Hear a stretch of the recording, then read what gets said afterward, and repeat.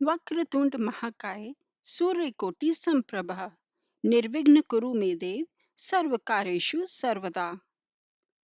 सर्वप्रथम गणेश का ही पूजन क्यों? हिंदू धर्म में किसी भी शुभ कार्य का आरंभ करने के पूर्व गणेश जी की पूजा करना आवश्यक माना गया है, क्योंकि उन्हें विघ्नहर्ता व रिद्धि सिद्धि का स्वामी कहा जाता है। इनके स्मरण, ध्यान, जप, आराधना से कामनाओं की पूर्ति होती है व विघ्नों का विनाश होता है। गणेश जी विद्या के देवता हैं और उनकी ही पूजा सबसे पहले क्यों होती है? इसकी पौराणिक कथा इस प्रकार है। पद्म पुराण के अनुसार सृष्टि के आरंभ में जब यह प्रश्न उठा कि प्रथम पूज्य किसे माना जाए, तो समस्त देवतागण ब्रह्मा जी के पास पहुंचे।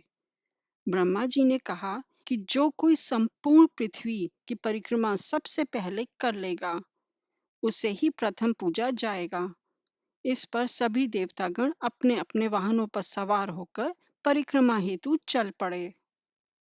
चूंकि गणेश जी का वाहन चूहा है और उनका शरीर स्थूल, तो ऐसे में वे परिक्रमा कैसे कर पाते? इस समस्या को सुलझाया देवर्षि नारद ने उन्हें जो उपाय सुझाया, उसके अनुसार गणेश जी ने भूमि पर राम नाम लिखकर उसकी 7 परिक्रमा की और ब्रह्मा जी के पास सबसे पहले पहुंच गए। तब ब्रह्मा जी ने उन्हें प्रथम पूज्य बताया, क्योंकि राम नाम साक्षात श्री राम का स्वरूप है और श्री राम में ही संपूर्ण ब्रह्मांड निहित है। शिव पुराण की एक अन्य कथा के अनुसार एक बार समस्त देवता भगवान शंकर के पास यह समस्या लेकर पहुंचे कि किस देव को उनका मुखिया चुना जाए।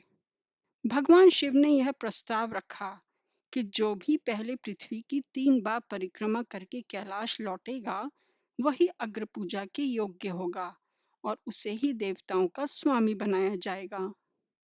चूंकि गणेश जी का वाहन चूहा अत्यंत धीमी गति से चलने वाला था, इसलिए अपनी बुद्धि चातुर्य के कारण उन्होंने अपने पिता शिव और माता पार्वती की ही 3 परिक्रमा पूर्ण की और हाथ जोड़कर खड़े हो गए। शिव ने प्रसन्न होकर कहा कि तुमसे बढ़कर संस्कार में अन्य कोई इतना चतुर नहीं है।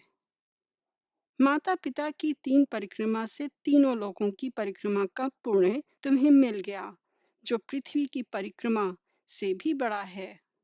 इसलिए जो मनुष्य किसी कार्य के शुभ आरंभ से पहले तुम्हारा पूजन करेगा, उसे कोई बाधा नहीं आएगी।